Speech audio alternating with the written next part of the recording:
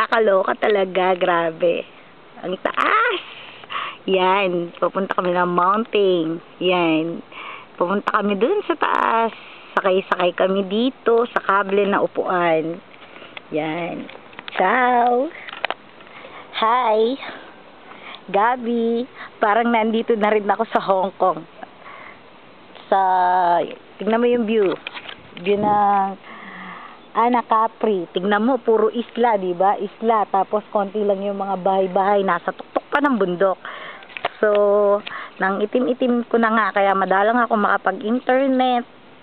Kasi nasa taas ako ng bundok. Dito muna ako good for 1 month. Ay, nasarap dito, kaya lang mainit, nasa bundok ka. Yun, nasa bundok ka, tapos malayo sa city.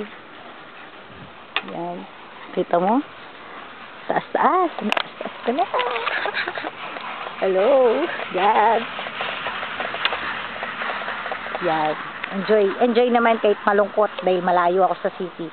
Miss na miss ko na nga sina ate tsaka sina Kelvin kasi hindi kami nakakapag-mall, hindi ako nakakapag-videoke.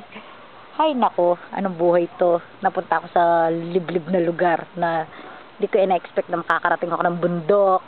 Grabe. Oh, Guada, it's a beautiful place, Italy.